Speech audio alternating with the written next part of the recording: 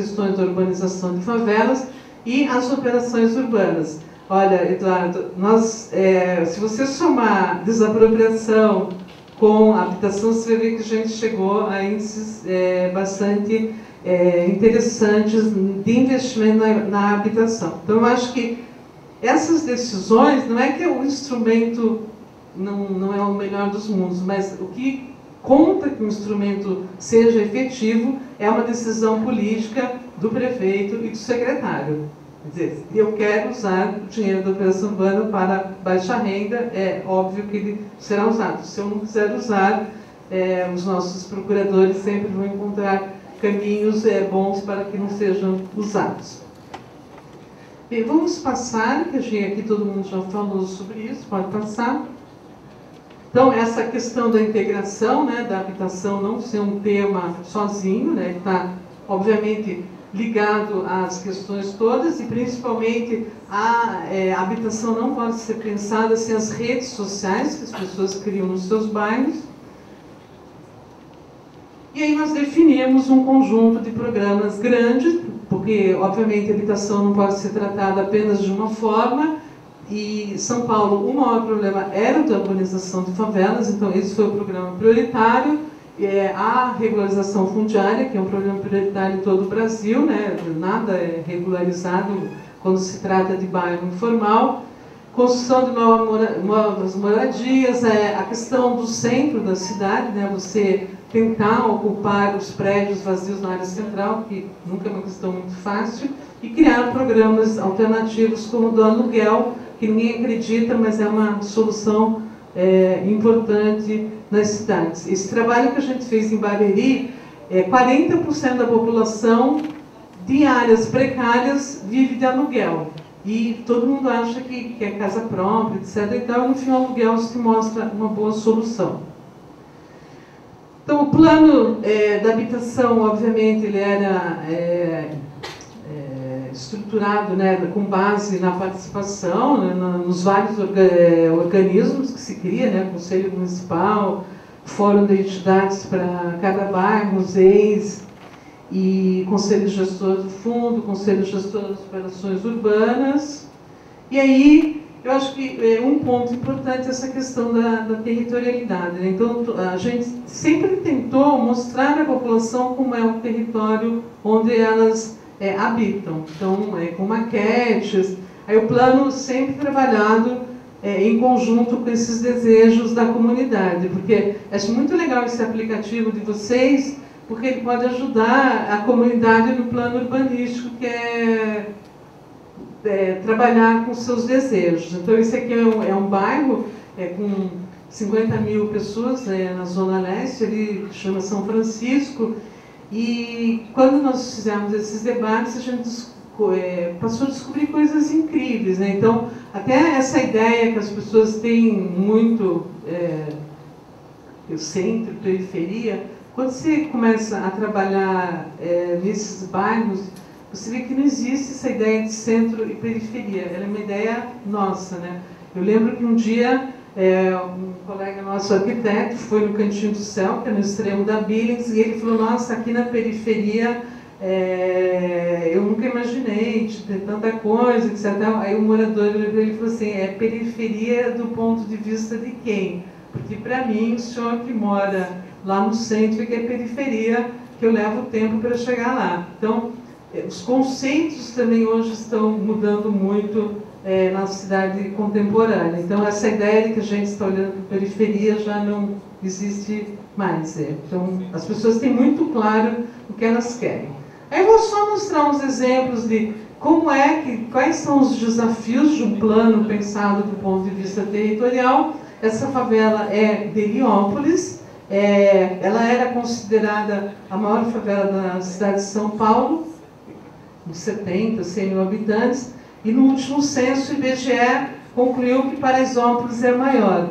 E, pasmem os senhores, a população, as associações de moradores de Heliópolis sentiram-se revoltadas com essa informação do censo, foi ao censo reclamar para dizer, não, nós somos a maior favela, apontou para o censo os setores que tinham sido contados. Então, tudo isso vai criando, né, essa ideia da referência da cidade, que eu acho que vocês estão aqui já firmes com essa primeiro trabalho, que é a pessoa mandar fotos das suas referências, que nem sempre o poder público conhece.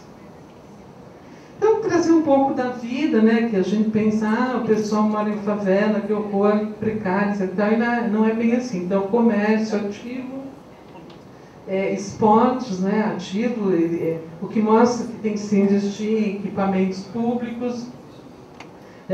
Essas coisas fantásticas que a gente encontra nos bairros informal, né?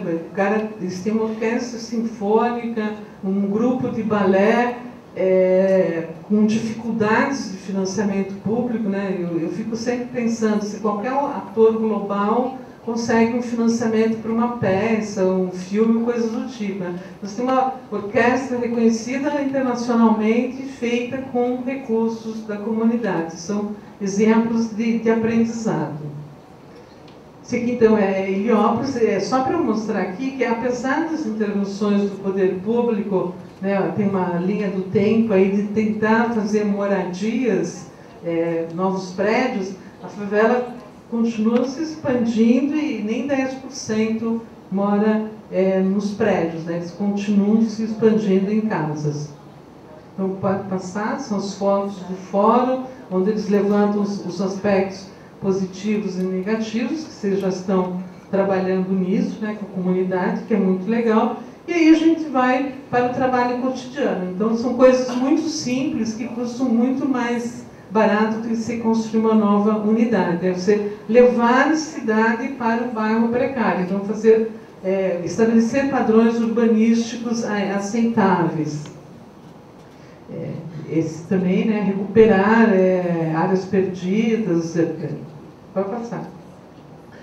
E, nós trabalhamos muito com essa questão dos sistemas verdes, que não é muito fácil abrir áreas verdes nessas áreas super densas, mas eles foram desenhando o que eles achavam possível, né? Cada área verde é um novo conjunto de remoções. Pode passar. Isso é interessante, ocorreu no São Francisco, a gente estava lá implantando a urbanização e a Dersa chegou e passou a Jacopêssego em cima e dividiu o bairro. Então, eles falaram, não, vamos discutir, não é uma tragédia tão grande. E aí resolveram propor a implantação de um parque, aproveitando melhor esse espaço residual de uma cicatriz que se passa no meio de um bairro. Aqui é um exemplo da recuperação dos córregos, né? Isso também é uma tragédia no nosso planejamento urbano, ou a gente fecha córregos, cobre, ou obriga o pobre do córrego a ficar ali em 2 metros, então uma tentativa de novos padrões de drenagem. E aí, coisas que a gente teve que ir arrumando, né? Aquelas coisas que a gente faz mal feito e depois nós vemos que não é bem assim. Então, conjuntos antigos, né? Dos tempos do BNH, onde todo o espaço público foi ocupado porque não era bem desenhado, e aí tinham pessoas ali nesse conjunto que há 13 anos não viam a luz do sol, o barraco grudou, e aí nós então retiramos as famílias, colocamos em aluguel e fizemos um novo desenho na quadra, possibilitando que aquela área de risco desaparecesse. Uma outra aposta que a gente fez, que foi muito cara, que é a questão da qualidade de projetos. Isso é uma coisa que nós estamos perdendo no Brasil, né? O programa do Minha Casa Minha Vida não investe nisso, ao contrário, ele incentiva a limitação do custo. Então, nós investimos muito nisso para a pessoa criar uma referência onde ela mora. Pode passar. Pode passar. Eu só queria chegar aqui, então, nesse caso, os projetos de grande escala. Então, nós tínhamos, como o professor falou, 2 operações que recebem muitos recursos, que é Faria Lima e Água Espraiada. E aí, olhando para isso, a gente viu, olha, puxa, tem um montão de gente morando em áreas precárias e nunca se usou esse recurso da operação urbana para habitações. Isso foi, então, mudado. Nós começamos com a favela do Real Parque, que é ali em frente ao tal do cartão postal da cidade, ali a Ponte Estaiada. Pode passar. Ela era um exemplo de más políticas habitacionais. Então, a gente tem o Singapura é todo ocupado, aí pega fogo, cria ali na lateral um alojamento, o alojamento fica todo ocupado de novo. Eram 700 famílias que faltavam mudar para as unidades habitacionais. Aí, quando nós chegamos lá, já eram 1.500 famílias, então tudo isso vai complicando. E aí, são discussões, assim, é muito rápido, mas é interessante, que aqueles 3 conjuntos ali em cima,